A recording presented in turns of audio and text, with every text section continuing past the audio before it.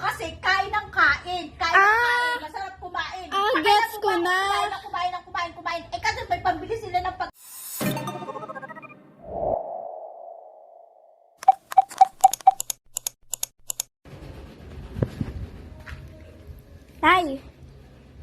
Nay, may tanong ako. Ano naman yan? Pera na naman yan. Hindi! O, ano yun? May tanong ako sa'yo. Bakit tumataba yung tao? May problema ka ba sa pagtaba ko, anak? Wala. Nagtatanong lang eh. Ba't mo tinatanong? Yung teacher ko kasi may exam kami sa Lunes. Nakalimutan ko na yung sinabi niya eh. Anong subject yung pagtaba ng tao dun sa eskwelahan ninyo? Bakit kasali yun sa ganun?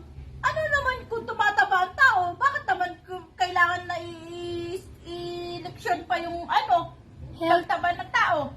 Health yata yun o science? Okay. Sige, naniniwala na ako.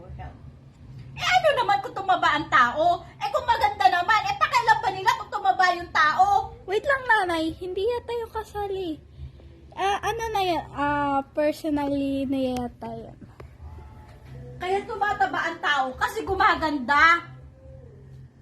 At kaya tumataba ang tao kasi kain ng kain. Kain ng kain. Masarap kumain. Gets ko na.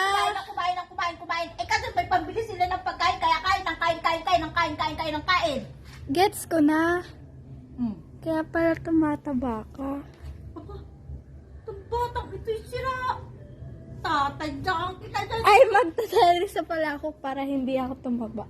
Sira